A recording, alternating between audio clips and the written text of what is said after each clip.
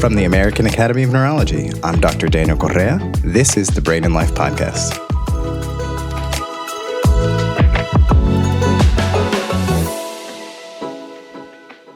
Saludos. I'm glad you're back with us on the Brain and Life Podcast. Some of our longtime listeners know that I grew up in the 80s. But for the rest of you, one of the aspects of my childhood in the 80s particularly was laughing along with lots of different TV shows. And that includes our guest today, an actor who I laughed along with for many years, and it started with Richard Lewis's role as Prince John in the movie Robin Hood Men in Tights, and then many of his later characters on other TV shows. Today, this episode continues our content about Parkinson's disease. Please make sure to go back and enjoy our episodes with American Ninja Warrior Jimmy Choi and NBA veteran Brian Grant, who both experienced a young onset of their Parkinson's disease symptoms. While most people first develop their symptoms after age 60, about 5 to 10% could experience the onset of symptoms before the age of 50, like Brian and Jimmy. But Richard had his onset of symptoms around the age of 72, which is more typical. Recently, he has started sharing about his symptoms, diagnosis, and how he's learning to live with hope and gratitude. Make sure also to subscribe and follow the podcast so that you don't miss some of our upcoming great content. We will be having David Ahrens, the Chief Executive Officer of the National Brain Tumor Society, on, and stay tuned to that episode to learn more about the National Brain Tumor Society, the updates on what we know about brain tumors, and the latest direction of research. We also have an interview coming up with the best-selling author, Dan Buettner, who talks about blue zones and also the new Netflix docuseries, Live to 100, Secrets of the Blue Zones. I'm guessing that many of you have already had conversations with friends about these episodes. We also have exciting news. Our team is growing, and next week we will be introducing a new team member to you and our Brain and Life community. I hope you enjoyed this episode.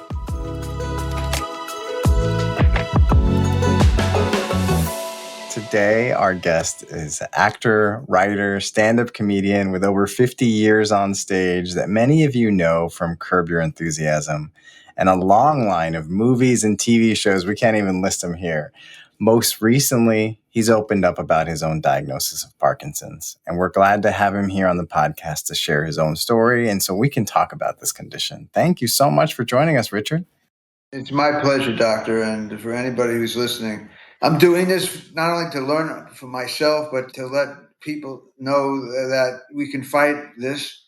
And there's a lot of things being done now that are moving along in research. And quite frankly, at my age now, and I'm a recovering alcoholic for almost 30 years, so that disease, I'm taking a day at a time, and I'm taking Parkinson's a day at a time. That's why I wanted to meet you and hear what you have to say. I saw a news show yesterday, and Michael J. Fox was on, and he said, with gratitude, optimism is sustainable.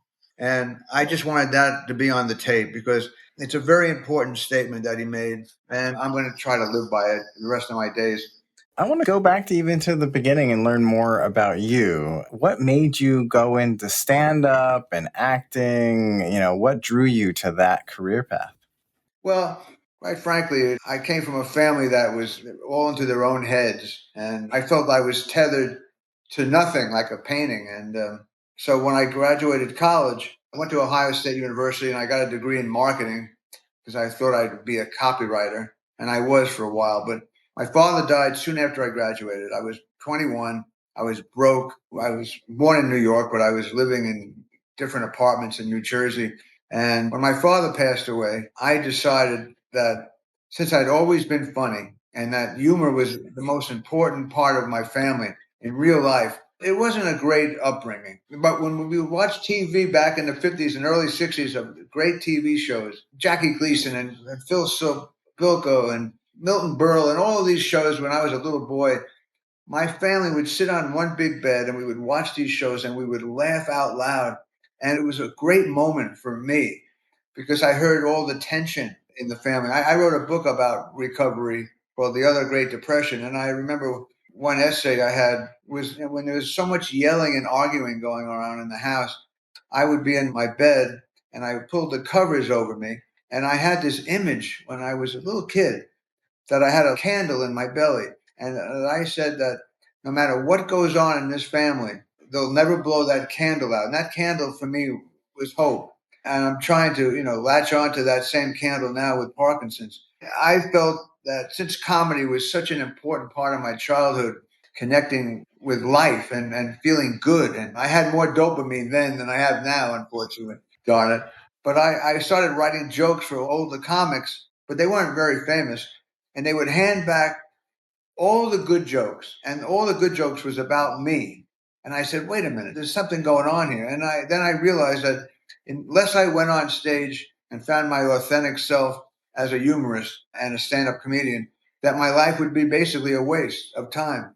So I was propelled on stage soon after my father died, and I never looked back. I mean, I knew that I had found home. And one thing led to another, and Johnny Carson, David Letterman, shows, concerts, Carnegie Hall, little clubs, big clubs, opera houses, you name it. 50 years on the road. It's been a blessing in my life. I had two people that were very important to me in my career. There were so many, but Jamie Lee Curtis had a show back in the late 80s called Anything But Love. It really put me on the map. And then, of course, in 2000, Larry David, my best friend, we were born in Brooklyn in the same hospital 3 days apart. He became a legendary writer, the Norman Lear of my generation. And when he did Curb Your Enthusiasm, he came over to my house, doctor, and he said, I'm doing this show and I'm playing myself. And I'd like you to play yourself. I mean, you don't turn down Larry David, but I said, I don't want to just do one episode. I want to have an arc. I want to be in 3 or 4 of the first season. And he agreed to do that. And the rest is history. We just finished the 23rd year, the 12th season. So into my early 70s, I'm on a cult show. I had a very blessed life on stand up. Over your career, at times, many of your characters or even some of your jokes, they focus on a little bit of a neurotic character and often talking about health, even in those instances. What was it that changed for you off stage that made you realize something was wrong with your movements or your coordination? Well, okay, let me just to go back to one statement you made. I was always neurotic and always a hypochondriac. And some of the titles of my tours and my HBO specials, I had, I'm in pain, I'm exhausted, I'm doomed. I always felt that something was going to happen to me. But I had a pretty lucky life for 72 years. But what happened was it wasn't initially the Parkinson's, and no one's ever sure when it's finally there. About a year before, I had some really bad luck for 3.5+ years. My back is really bad. I have scoliosis and stenosis, and I had this horrible bout of horrible pain for months. And I finally had an operation for the sciatica nerve. So I did that, and it did fairly well. But after I got my operation, I started working out with my trainer, and I was in my swimming pool, and I came out and I slipped, and I smashed my rotator cuff, and I had to be rushed to surgery, but they couldn't fix the rotator. And that was the second operation in in 8 months. So I had to go back in 5 months later and get a reverse shoulder replacement. So that's 3 surgeries in under 2.5 years. I was finally getting it together, doctor. And my wife was out with our little dog, Lila. And I was just going into the backyard and just going to walk around the pool for about 25 minutes or so. And I slipped on a rag on my steps and I fractured my hip. I was in a state of shock. My wife, luckily, she was here in town, but I think it was as close to having a nervous breakdown as I ever had. I was shrieking for help, and I couldn't believe after these 3 operations that I knew that I would have to go all over again.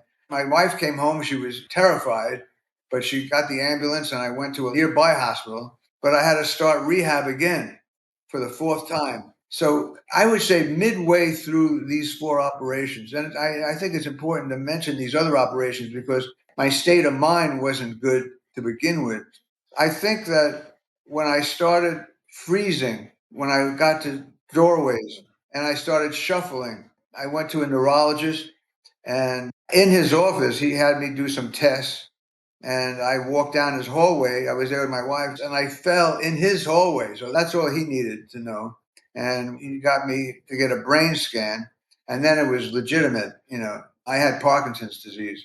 Once I learned I had Parkinson's, and I was shuffling. And even this morning, when I got out of bed, I mean, I take dopamine 4 times a day, but I have to really plan it out. And I know it brings anxiety and depression, so I've read. I want to go out and do things more. Like, here's a simple example. Like with my wife, my friends would say, "Let's meet at this restaurant." In the past, I said, "Sure," but now I say, "Do I really want to go to a restaurant?" I went to a restaurant a month ago with Larry David. I went and we had a great time. I was with him and his one of his daughters, who I love, and my wife Joyce, and we were just laughing for an hour, hour and a half, and everybody, it was a packed restaurant, and people recognized us. It looked like we were doing a scene from Curb. We're laughing and taunting and teasing each other. So then I had to get up and go to the bathroom, not thinking about anything except what fun I'm having. And as I walk out of the bathroom, it was a very narrow doorway, and I couldn't walk. I froze, and everyone is looking at me. I somehow got a message to my wife to help me. I poor Larry and his daughter. I learned a lot from that night. I learned that I have to own this disease. It doesn't define me. It's just part of me now. It's easy to say after the fact, but I was embarrassed that night because it was the first time with a big scene like that. I'm sitting with Larry David.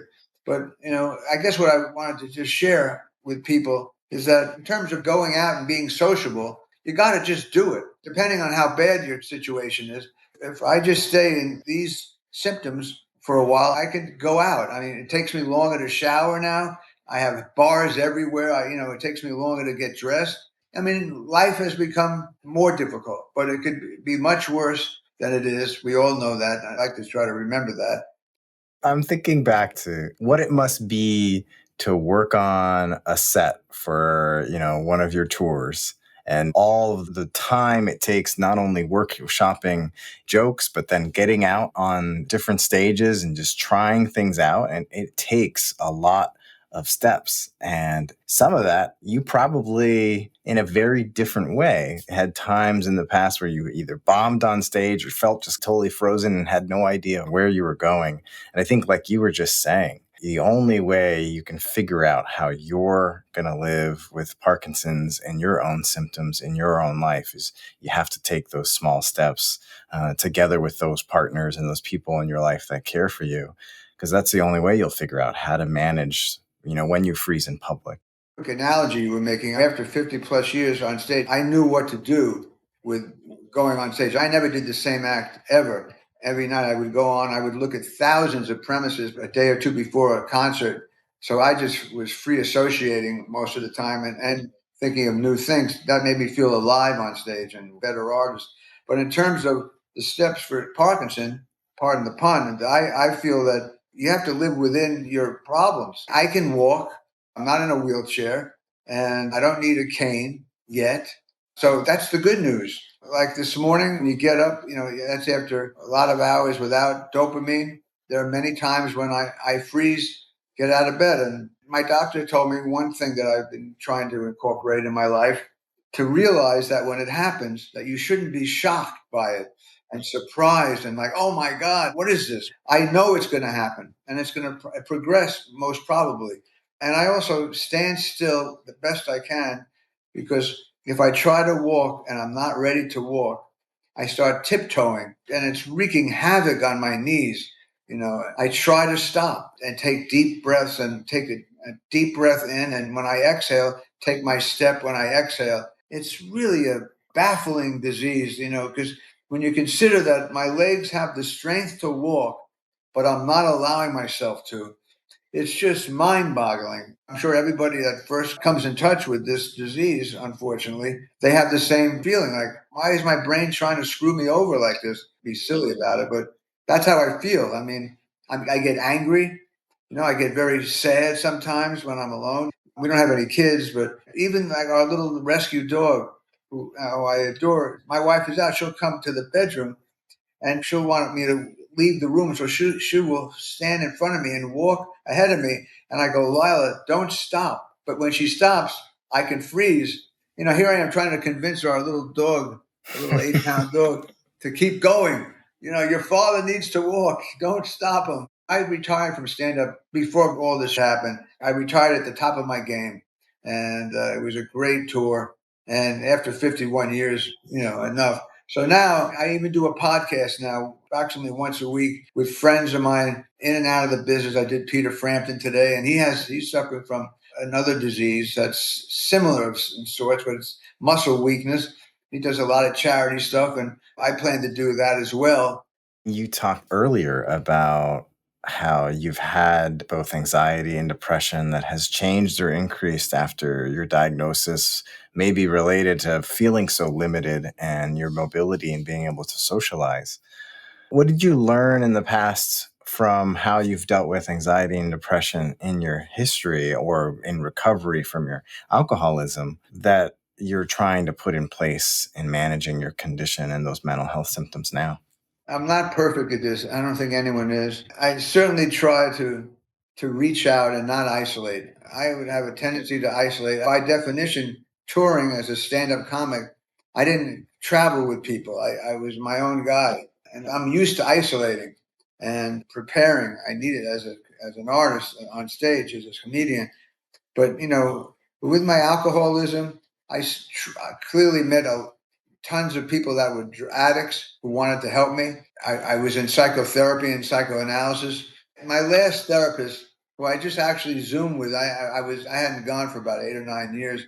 I felt the need to reach out to my last therapist. I had gone to her for 20 plus years. She's a brilliant, magnificent woman. But I was having suicidal ideation, and my wife insisted, and she knows this psychotherapist, to call her and just to talk about it. And that's something that's very important to do when you're really depressed or you go that dark. I knew that I wasn't going to do anything. I wasn't going to take my life. I feel it's such a miracle that I had this life, that I had my career, that I met the wife, a woman that I had to be with. But when you wake up in the morning or you're walking and you can't walk and you have pains and it takes you a long time to put your sock on, and this goes on endlessly, this stuff is happening all the time. I needed to reach out to my psychotherapist, and I felt better as soon as I told her that I had Parkinson's. As soon as I had told somebody I was an alcoholic, it was a boulder, off my shoulder. The same thing with the Parkinson's. I'm not going to let this disease stop me, because my brain might be suffering from a lack of dopamine, but it's so far from what I'm told. I still have my same sense of humor. I'm not slowing down when I'm talking to people, allegedly. So, I'm going to live my life around this disease the best I can. Each person has unique symptoms and unique manifestations of Parkinson's and many conditions. As you said, you didn't really describe having the tremor or the things that people think about at the beginning. You had some falls, and then you started having a change in how you were walking, and that's really where things move forward. I'm sure there were times when you didn't look forward and see that it was going to be those great 50 years. Like, there was probably times when there was a lot of uncertainty in both success and finances. Is there something you think you learned about how you approached those choices and the things at that time that you could apply now to you're looking forward to years where you feel uncertain about living with Parkinson's? I'm in my last act of my life, and I'm not doing what I love more than anything, and that was making people laugh on stage and feeling authentic as a humorist, and also being validated for my feelings. Because as you mentioned before, I did talk about my feelings and about my health issues and my fears and all that, but it's come home to roost, unfortunately, the big, Parkinson's. And I'm going to try to take it a day at a time, like I did with alcoholism, and take it a show at a time, like I did with stand up, and to work on material always every night when I did it. But I have to work on a way of accepting, this disease, and trying not to beat myself up for it. That's for sure. Not to feel sorry for myself, not to whine all the time, and be considerate for my wife, who really is a caregiver. I can't avoid saying that. I have trouble with this because I wish it wasn't the case. This is the time when I'm thinking I wish I had a big family. I had some caregivers a year and a half ago for about 2 months, They're like angels, and these are people that you should really treat like gold, all caregivers. But I don't know, doctor.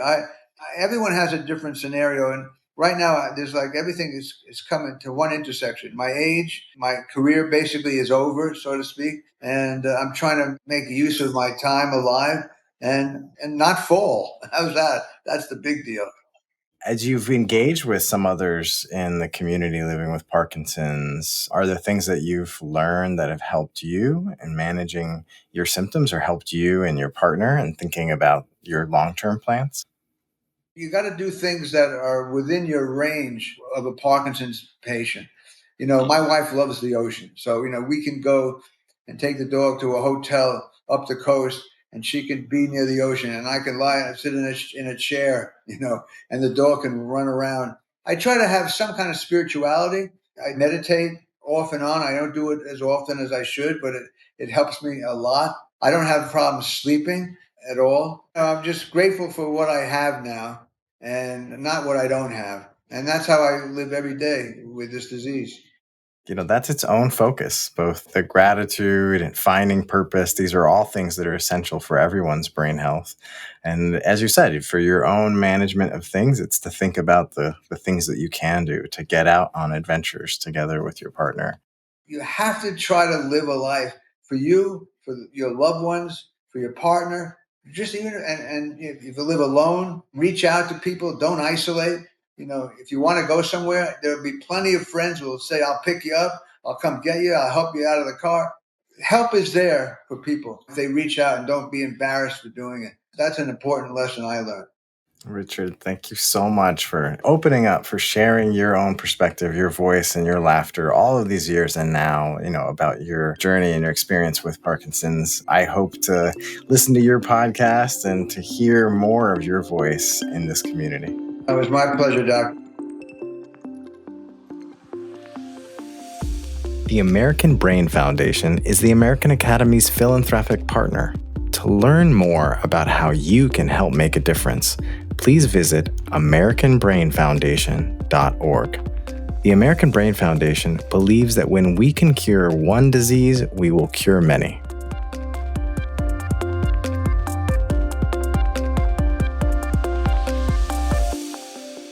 Now, Richard just shared his own experience receiving his Parkinson's diagnosis and a lot of the challenges he's dealt with as he's adapted to this new life and his diagnosis, and a lot of the non-motor or the non-movement symptoms of Parkinson's disease as he has been joining this community.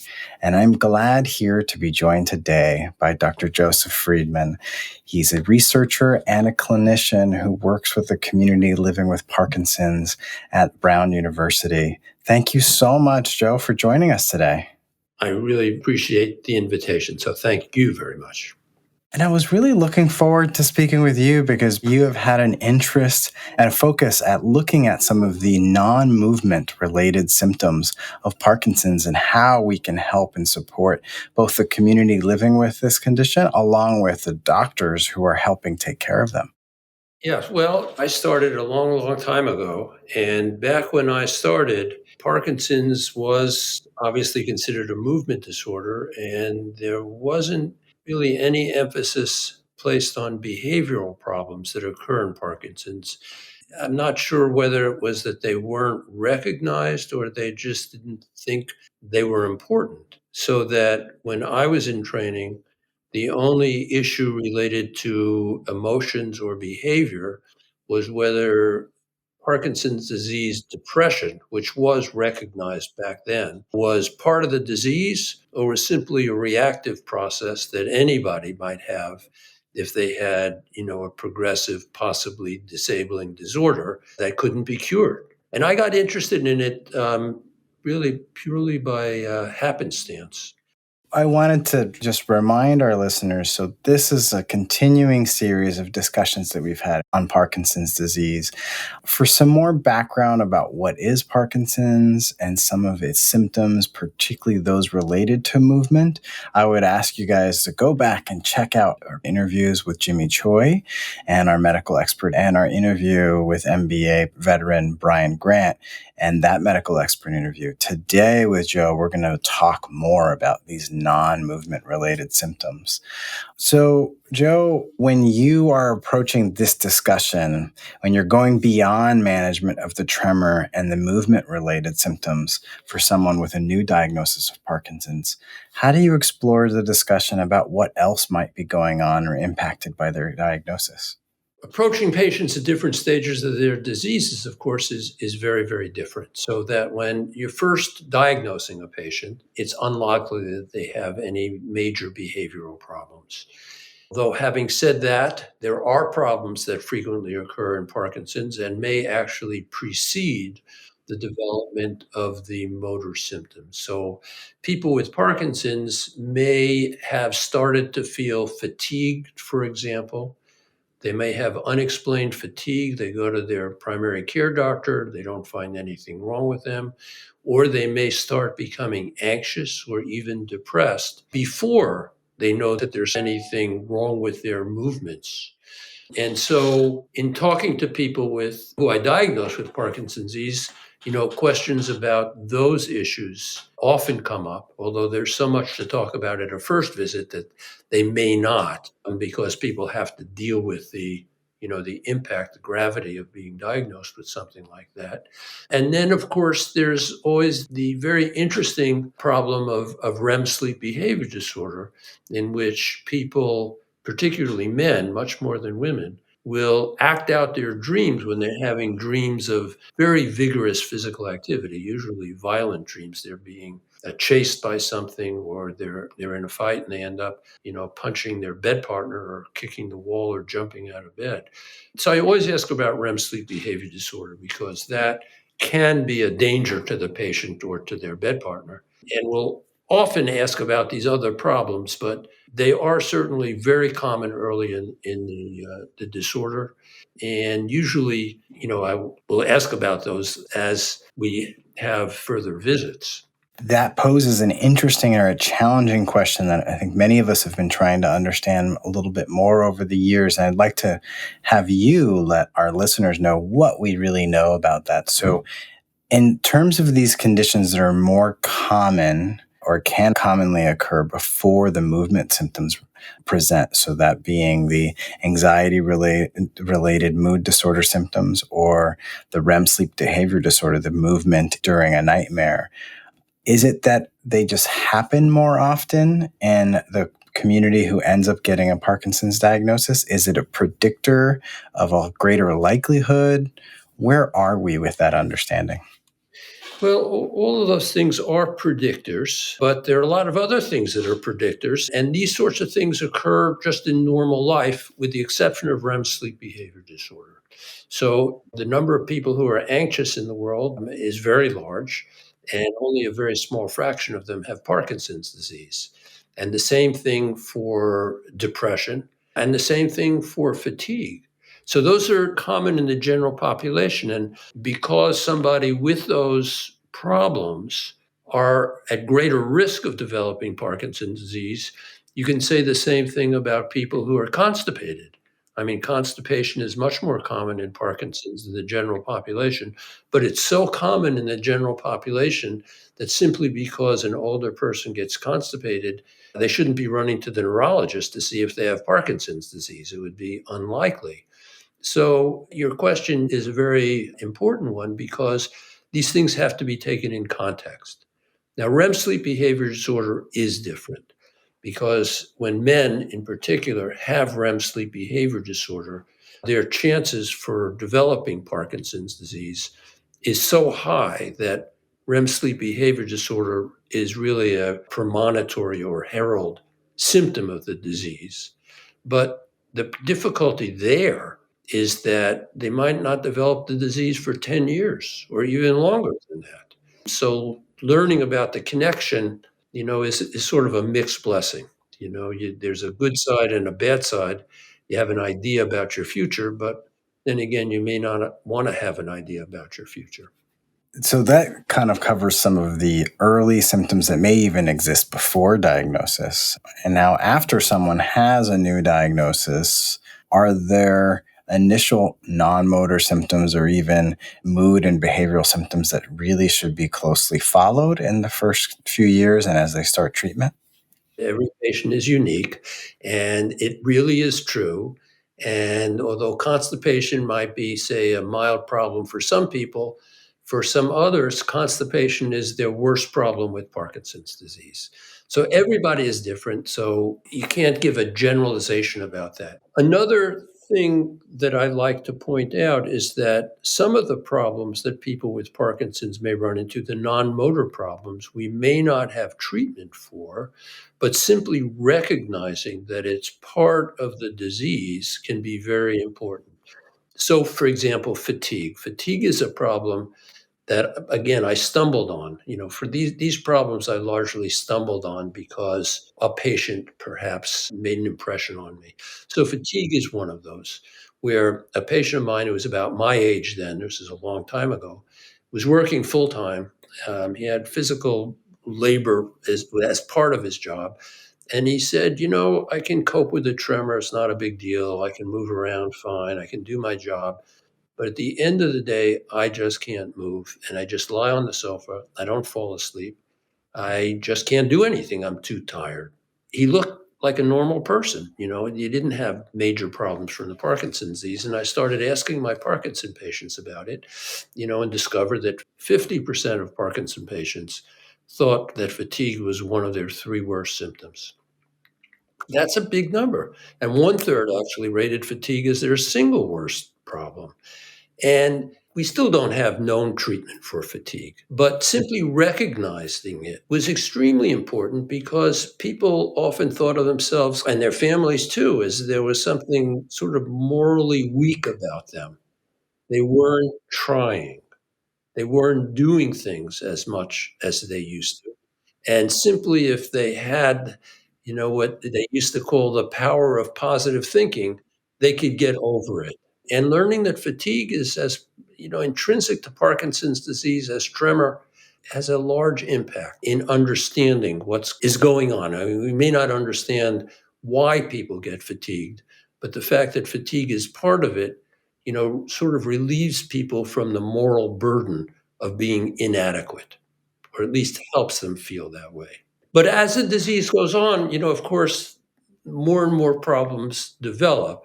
Ones that attract a lot of attention, are the hallucinations, which is an area I've been really focused on for a very long time. And the hallucinations, are more bothersome to people who are worried about developing them than often when they actually occur. Because the hallucination is a very interesting phenomenon because for some people, they're actually a little bit entertaining. Most people don't want to have them, of course, because they don't like to be unsure about things they experience being real or not real. Sort of like what I was saying about fatigue, in explaining the fact that the hallucinations are due to the medications and the medication effect on the disease makes people feel reassured, and patients won't mention hallucinations to anybody. They hide them. So it's important to ask about that sort of thing. And related to that, but luckily much, much less common, is a problem we call delusions. Delusions are false, irrational beliefs. So people with Parkinson's who are treated, it doesn't occur in people who are untreated or almost never, will sometimes develop delusions. And the delusions, unlike the hallucinations, are really very bothersome. Hallucinations often are mostly without any kind of emotional content. So people will see children playing in their living room. They may see somebody sitting on a chair in their room watching TV with them. They may see people walking in their yard who aren't really there. And although they may be upset that there's somebody walking in their yard who doesn't belong there, it's not something where they get really excited. They're not worried about it. But the delusions tend to be of a paranoid nature. And the single most common we found in our population was really what we call jealous delusions, thinking that the husband or the wife was having affairs with other people. And that can be really devastating because it's devastating to the patient to think that their spouse is doing this. And it's devastating to the spouse who's often, putting in, tremendous amount of effort in caring for their loved one. And so they won't talk about it because they're embarrassed. They're embarrassed that this is happening, even though it's not happening. And so it becomes very important for the doctor often to ask about it because otherwise it may go unaddressed. And these days we can treat that with some fair success. So it's important to recognize. Very good to hear, and an important opening for conversation, both within families and with people and their doctors. Are there some other symptoms that you have found are commonly unspoken, either by the family or by the person living with the condition? I think really fatigue and these psychotic symptoms are the most common. Another symptom, actually, that's fairly common, unfortunately, is something people don't really talk about because they don't really recognize, which is a problem of apathy. So, apathy means not caring, not having an emotional spectrum. People don't get happy like they used to get happy. They don't get sad like they used to get sad. They tend just not to care a whole lot. And, when that's mild or moderate, even, people will often think that the patient is depressed. So the family views the patient as depressed because they don't want to go out and do anything. They don't want to socialize. They don't want to interact much with other people. They don't want to pursue their old hobbies. And it's really largely because they don't care. It doesn't give them pleasure to do these things. Sort of in the extreme case, you have a patient who may sit and watch television all day and not particularly care what's on the TV. They may not even care if the TV is on. And the only pleasure they get in life is when their grandchildren visit, and that lasts about 5 minutes.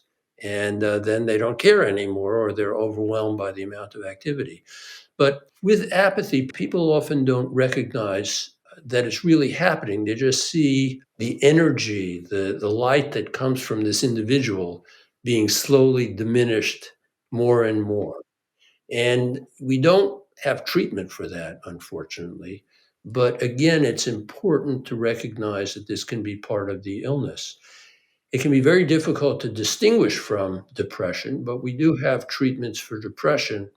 So it's often worth trying to treat, hoping that depression is a large component of it.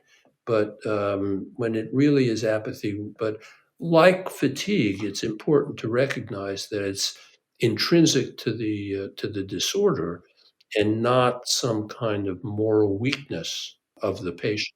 Important for the individual and their family to understand somehow it's not tied to something they're doing or not doing.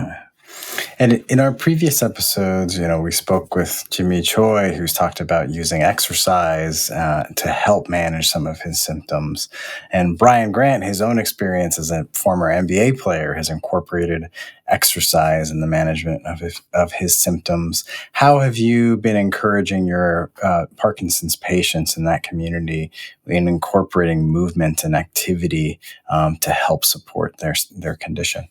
I'm a very strong believer in physical activity and in exercise. And one of the things I tell my patients is that there were studies that were done that were published within the past year, both related to dementia in general, not having specifically to do with Parkinson's disease, but that people who walked more than 8,000 steps a day, it was in one study, significant amount of exercise in the other study, with large populations, that patients who exercised more were less likely to develop memory and cognitive problems.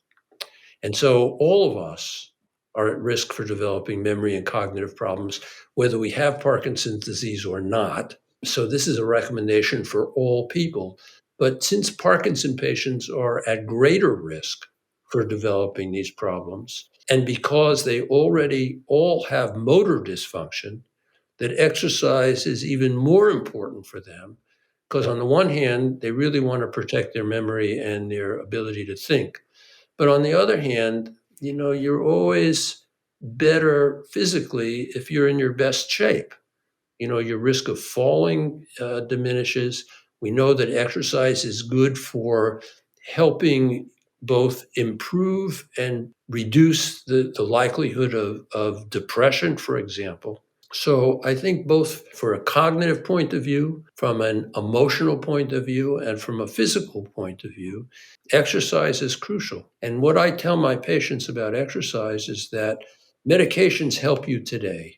How you're going to walk 5 years, 10 years, or 15 years from now depends on how much exercise you do now. So exercise is an investment in your future. Medication just helps you today. And when people, will talk about, well, I have to take my medicine at exactly 5 minutes after 12, or 10 minutes after 6, whatever, that may be important for them. But what's more important is that they put in their 30 to 60 minutes of exercise every day. That's going to help them more, 10 years down the road than being on time and taking their medicine on schedule today. And one other thing, when we've been talking about non-motor today, we've talked only really about behavioral sorts of problems, but there are, of course, a large number of non-motor symptoms that have nothing to do with behavior, like, bladder control and bowel control and blood pressure control and sweating and pain, of course, which is a big issue in Parkinson's disease. So there are a number of things as well, and I don't want to overlook them as important factors in quality of life. Is there a resource that you would suggest or a place that people go to online that would help them go through and maybe have a checklist or consider symptoms as to whether or not they have them to bring them up with their doctor? Yeah, that's a very good point. The one I'm going to give you is a book that I wrote. It's only online, it's not printed, and it's free. There's no charge. You don't have to sign up for anything. It's totally digital, and it has, I think, 20 or 30 video examples of problems. And it's just called Free Guide to Parkinson's Disease. And for our listeners, we'll include a link to Dr. Friedman's free online resource on his understanding of Parkinson's so that you can look through these examples and these possible symptoms in our show notes. And thank you so much, and we truly appreciate you taking the time with us today. But thank you for the invitation. I like doing this very much. Thank you.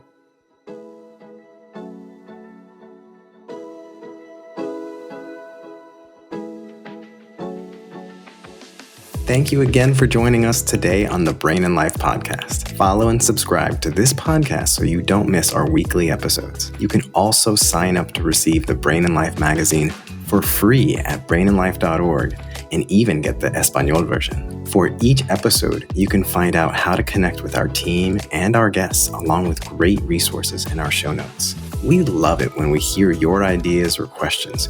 You can send these in by email to blpodcast@brainandlife.org and leave us a message at 612-928-6206. You can also follow the Brain and Life magazine and me on any of your preferred social media channels. These episodes would not be possible without the Brain and Life podcast team. Nicole Lucier, our public engagement program manager, Rachel Coleman, our public engagement coordinator, and Twin City Sound, our audio editing partner. I'm your host, Dr. Daniel Correa, connecting with you from New York City and online at Dr. Correa. Most importantly, thanks to our community members that trust us with their health and everyone living with neurologic conditions. We hope together we can take steps to better brain health and each thrive with our own abilities every day. Before you start the next episode, we would appreciate it if you could give us 5 stars and leave a review. This helps others find the Brain and Life podcast. See you next week.